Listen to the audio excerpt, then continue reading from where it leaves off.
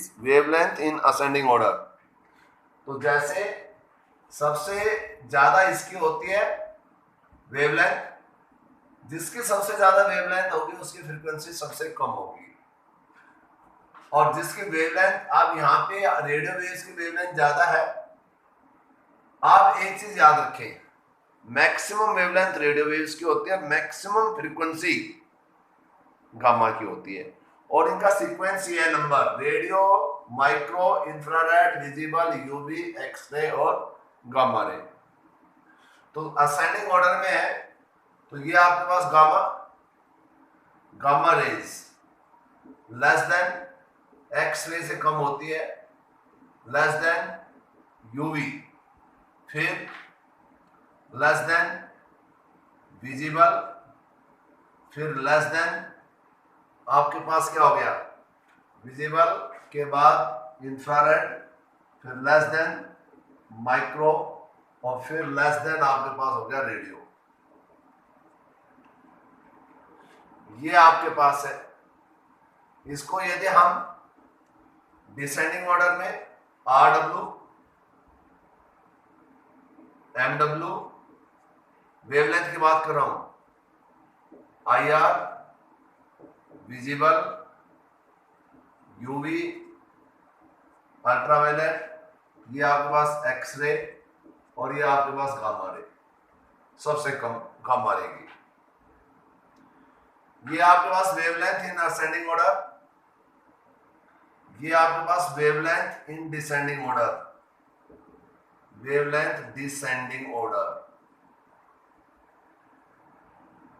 First, second, उसके बाद आपके पास आता है frequency. Frequency in ascending order,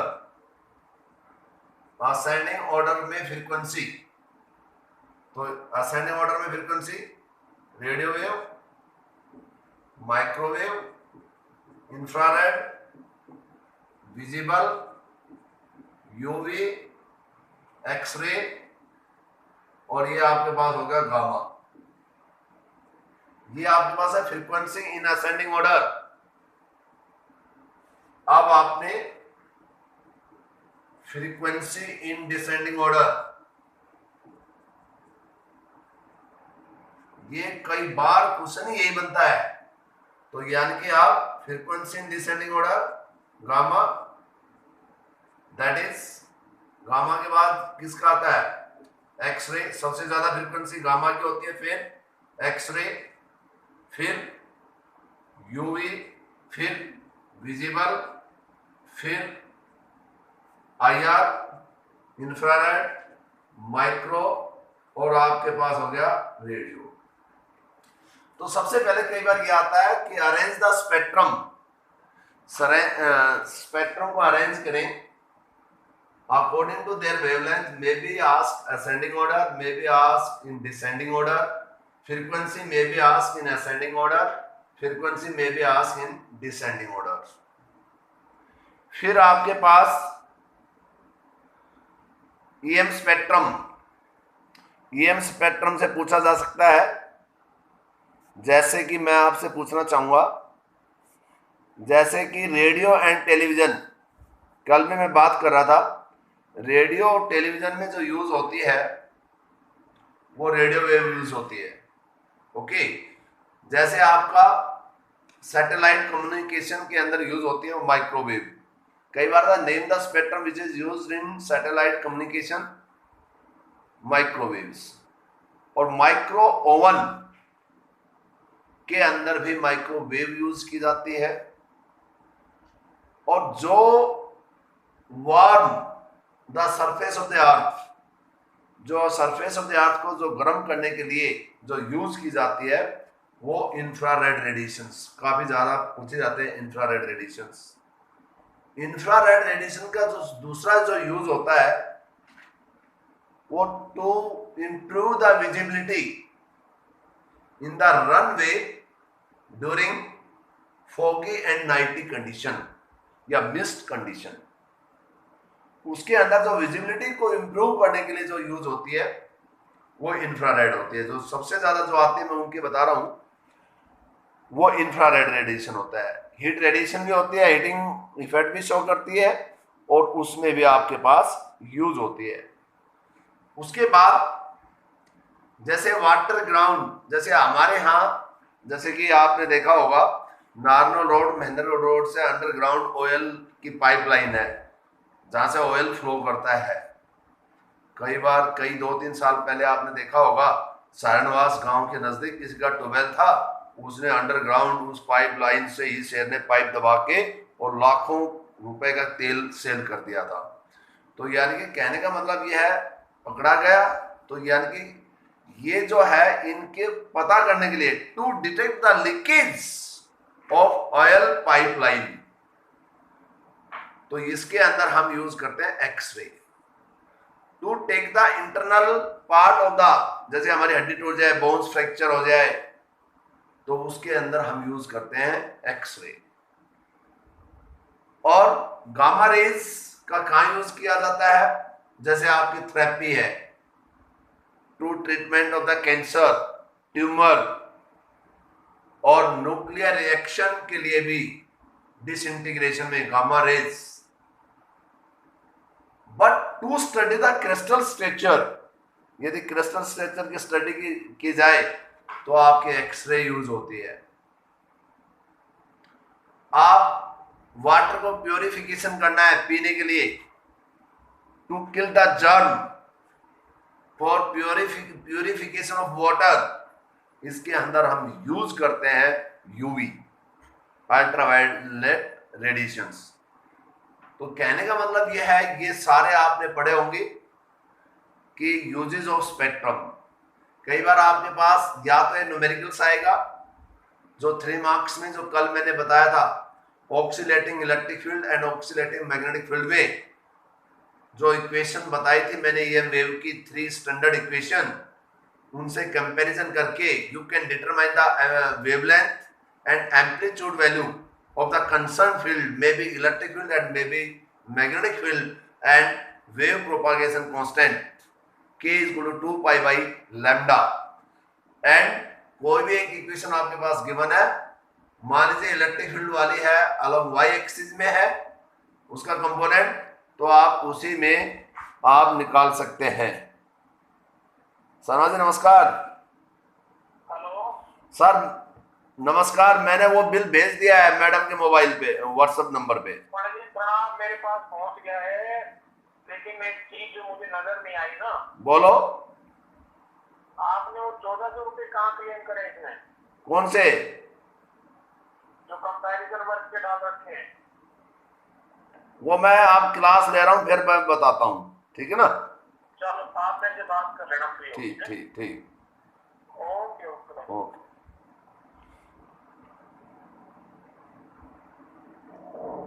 तो यहाँ पे अब आपके पास इन सब का यूजेस, उसमें क्या आएगा आपके पास, ये आएगा name the spectrum which is used in.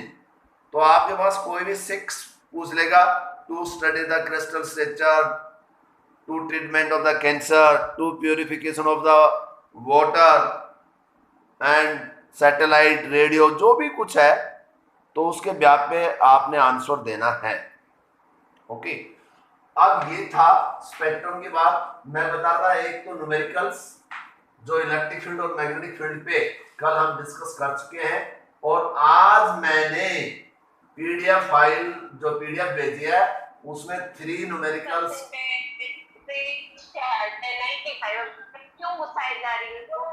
Hello भाई, किसकी आवाज आ रही है? आवाज नहीं, कौन बोल रहा है ये? अरे हमें भी सुना दो भाई।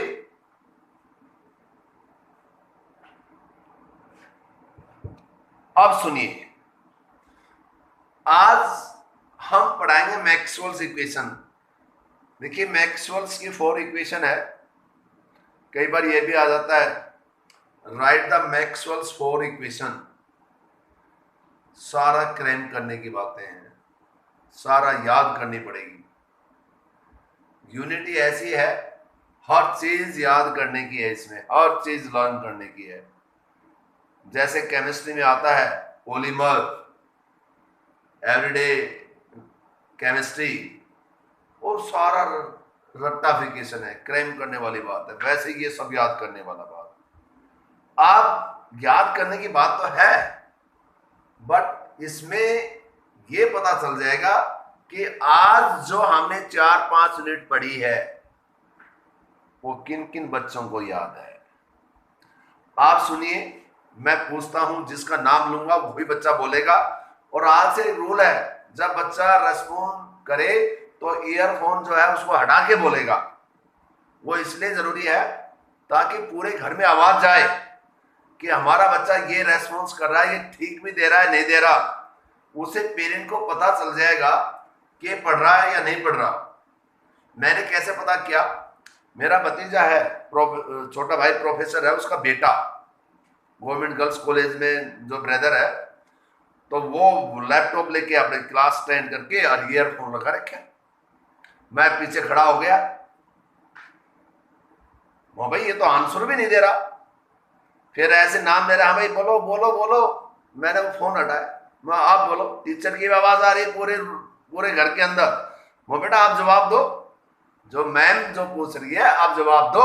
यदि आप सही दे रहे हैं तो आप पढ़ाई कर रहे हैं, आप सही नहीं दे रहे तो इसका मतलब आप नहीं पढ़ रहे। तो नई टेक्निक मेरे हाथ लग गई कि यस, वीडियो ऑन करें, आंख में आंख मिलाएं, वीडियो ऑन होती मेरा तुम्हारा चेहरा मेरा ही नजर आता है, फिर आंसर देगा वो बच्चा। जो ही मैं जिसका नाम बोलूं उसे क्वेश्चनिंग में मैं बाद में करूंगा जब वो ईयरफोन हटा लेगा और सामने, ताकि पूरे घर में आवाज जाए। इट्स ओके, तो तैयार रहे। मैक्सवेल्स इक्वेशन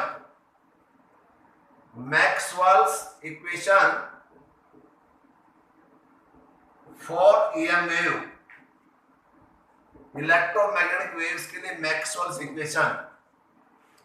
अब इसका कौन बच्चा बताएगा? भावना। अपना ईयरफोन हटाएं, वीडियो ऑन करें। भावना का नंबर आइए। यस, यदि इसमें है, और ये भी पता चल जाएगा मेरे को जब मैंने कोई भी आपसे क्वेश्चनिंग करी है और आपने उस समय, इसमें पता चल जाएगा कौन कौन बच्चे प्रेजेंट थे या नहीं थे। ठीक है, हाँ, आप बोलिए प्लीज कि आपने फर्स्ट इक्वेशन है according to Gauss law of electrostatics. According to Gauss law in electrostatics, Bhavna बताएगी। भावना ने अपने वीडियो भी ऑन नहीं किया है। गॉस लॉ इन इलेक्ट्रोस्टैटिक्स, चलो। पल्लवी यदि प्रेजेंट है तो पल्लवी भी नहीं है, ये बहुत गलत बात है। इनको परमानेंट ग्रुप से निकाला जाएगा। अब नंबर आता है सारिका। आप यदि प्रेजेंट है तो बताएं। Sarika, Gauss law in electrostatics क्या है? ये फर्स्ट मैक्सवेल्स इक्वेशन है, Gauss law in electrostatics. Very good, पूरा बोलो, बिल्कुल सही बोला कि surface integral of electric field around a close path Q by epsilon naught। First equation है मैक्सवेल्स की। According to Gauss law in electrostatics, the surface integral of electric field around a close path that is equal to 1 by epsilon naught times of net charge. बिल्कुल सही बताया है। अब हर बच्चे का number आएगा, जो जिसका नाम लिया जाए। उसके बाद है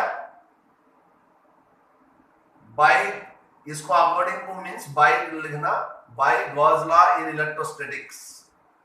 bye Gauss law in electrostatics, ये by Gauss law in magnetisms. Gauss law in magnetisms, ये मैं बता देता हूं क्योंकि ये गॉस लॉ इन मैग्नेटिज्म में नहीं है, तो ये मैं आपकी हेल्प कर रहा हूं। इसमें आपके पास आता है कि line surface integral of magnetic field that is equal to 0। ये गॉस ने दिया था, Gauss law in magnetism, surface integral of magnetic field और a close path is 0। Third जो आता है वो है Ampere circuital law. Ampere circuital law, Ampere law, Ampere law जो पढ़ा है, एम्परर सर्किटल लॉ। इसको कौन, कृतिका बच्ची बताएगी, कृतिका, क्योंकि उसी के लेवल का है। बताओ भाई, एम्परर सर्किटल लॉ क्या होता है? Ampere circuital law, Kritika. Kritika यदि मेरी आवाज सुन रही हो तो जरूर प्लीज बताए। थर्ड इक्वेशन है एम्परर सर्किटल लॉ, बोलिए प्लीज।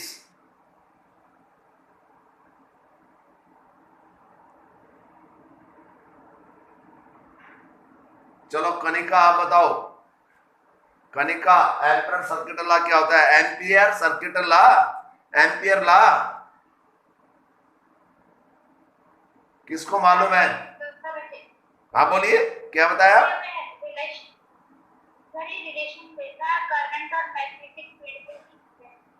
देखिए एम्परर सर्किटल लॉ में line integral of magnetic field और एक close path is equal to mu naught times of आई।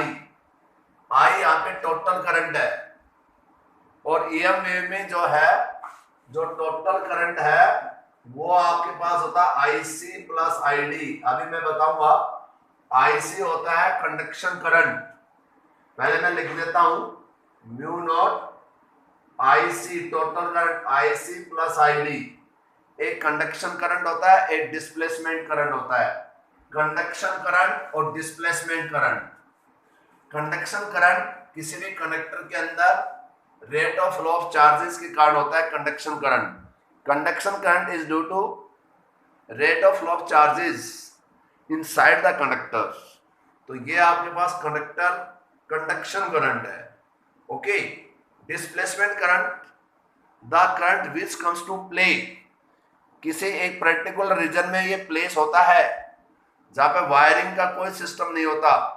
आज हम प्रूव भी करेंगे कि conduction current is equal to displacement current. इसके बाद तो डिस्प्लेसमेंट करंट क्या हुआ?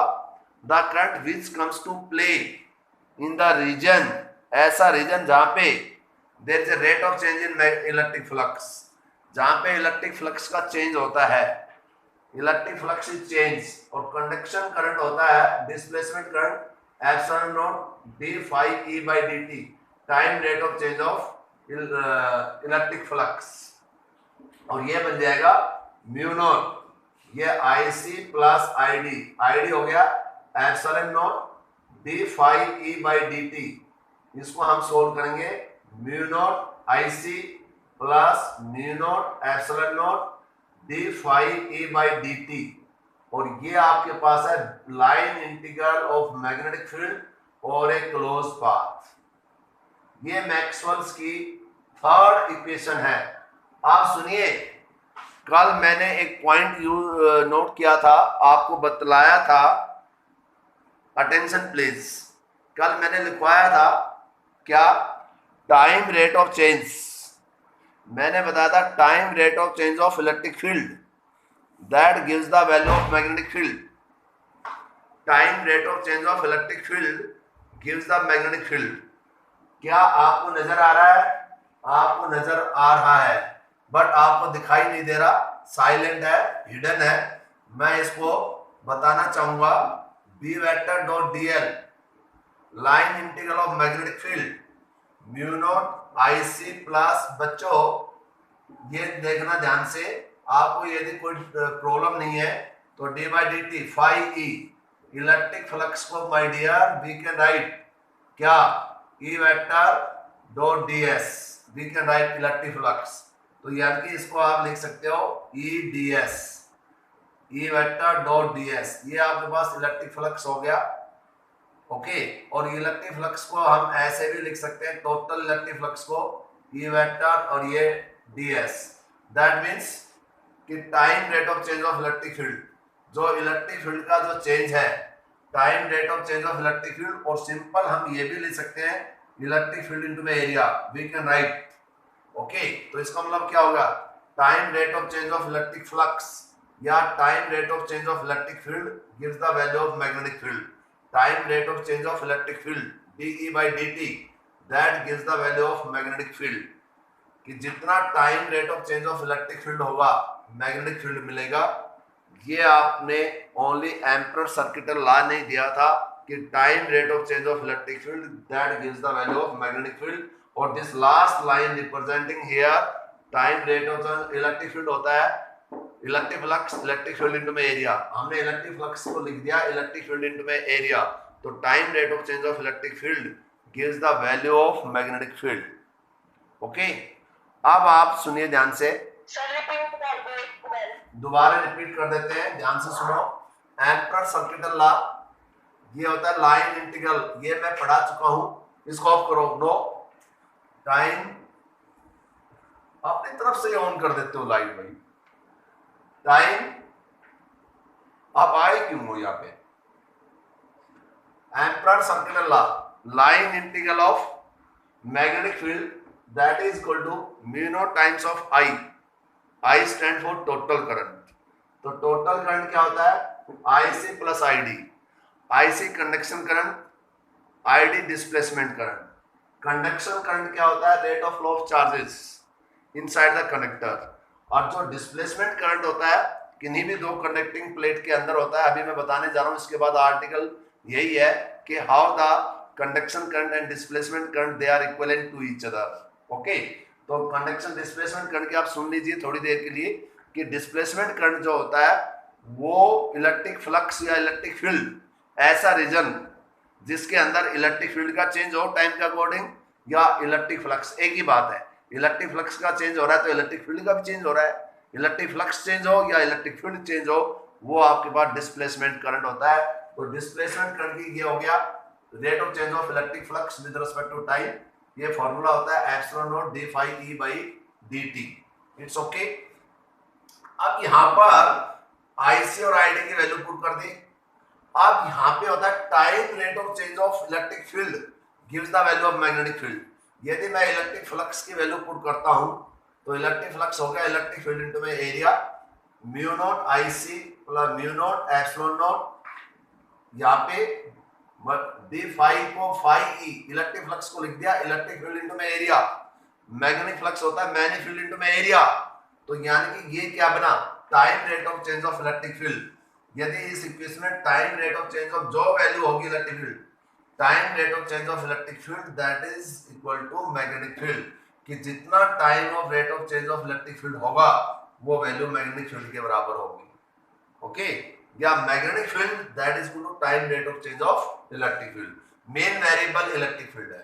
जितना इलेक्ट्रिक फील्ड का चेंज होगा उतना मैग्नेटिक फील्ड प्रोड्यूस होगी. ये किसने बताया था? एम्परर ने अपने सर्किटल लॉ में. ओवरऑल जो दिया था वो मैक्सवेल्स ने अपने इक्वेशन में ये दर्शाया था. तो ये आपके पास थर्ड है Ampere circuital law. You have to learn. ये आपको पता है I टोटल करंट है, total current IC plus ID. Okay, अभी मैं आपको एक कंसेप्ट समझाऊंगा कि कंडक्शन करंट कौन सा होता है और डिस्प्लेसमेंट करंट. बहुत इजी है. इक्वेशन के बाद ये टॉपिक आएगा कंडक्शन और डिस्प्लेसमेंट करंट कैसे एक दूसरे के इक्विवेलेंट होते हैं. अब यहाँ पे जो थर्ड इक्वेशन है वो आपके पास आती है Faraday law. Faraday law in EMI. जो fourth equation Faraday law of EMI. Faraday खूब पढ़ा है फैराडे लॉ और मैंने पढ़ा रखा है Faraday law of EMI. EMI होता है electromagnetic induction. Faraday law of EMI में आपको पता है फर्स्ट लॉ में ये है whenever there is a change in magnetic flux linked with the coil, okay, an induced EMF is produced. Last so long as ये प्रोड्यूस होता रहेगा जब तक कि फ्लक्स चेंजेस होता रहेगा. और जो सेकंड लॉ में आपने पढ़ रखा है कि इंड्यूस्ड EMF, तो इसमें सेकंड लॉ यूज होता है इंड्यूस्ड EMF. जो आपके पास इंड्यूस्ड EMF है वो equal time rate of change of magnetic flux. Induced EMF is equal to time rate of change of किसका? Time rate of change of induced EMF that is equal to time rate of change of किसका? Rate of change magnetic flux का। अब बेटा यदि मैं इसको ऐसे लिख दूं, आपकी परमिशन हो, क्योंकि बच्चों की परमिशन होना बहुत जरूरी है। ये मैग्नीट्यूड ऑफ इंड्यूस ईएमएफ हो गया d∅dt, और induce magnitude of induce EMF applied voltage के बराबर d∅b/dt, और सब बच्चे जानते हैं E equal to minus dV/dr होता है, और dV होता है minus E/dr। Every student know very well.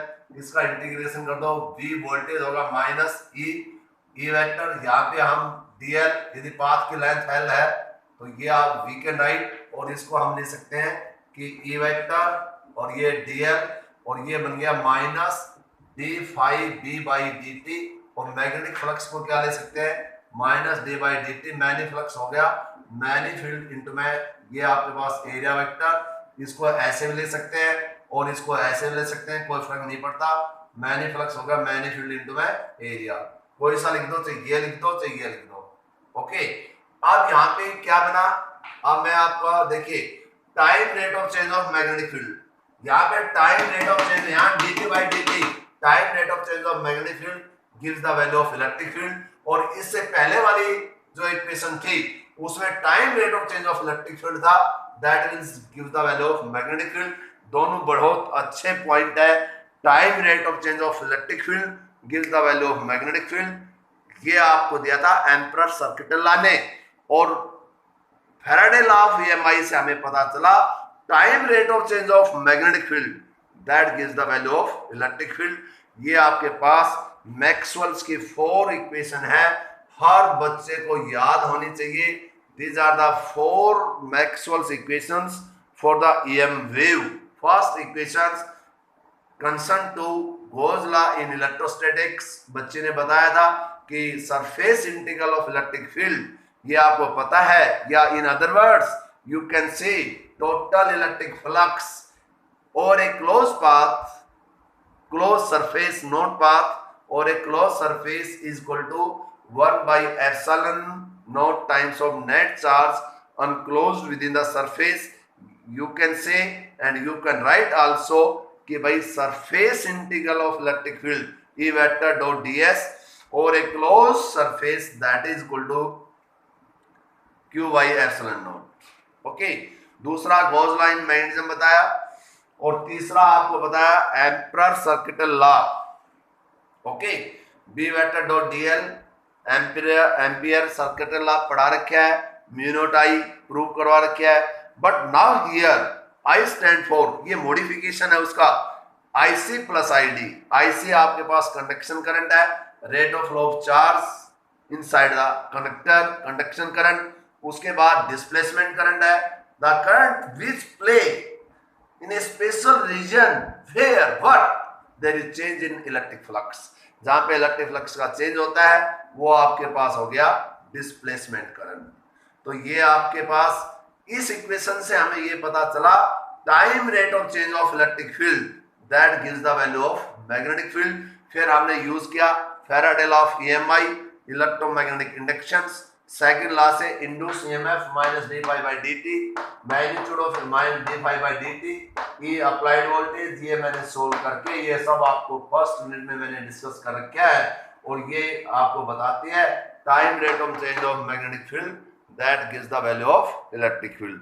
तो ये आपके पास 4 मैक्सवेल्स इक्वेशन है आपके पास। अब last topic of this chapter, last topic of this unit मैं आपके डिस्कस करने जा रहा हूं। उसके बाद ये यूनिट आपकी फिनिश हो जाएगी, और इस यूनिट को फिनिश होने के बाद हम कल से एक बार मैग्नेटिज्म्स, मैग्नेटिक इफेक्ट ऑफ करंट फिर से रिवाइज कराएंगे, अच्छे से रिवाइज कराएंगे, चाहे 4 दिन में हो चाहे 5 दिन में हो।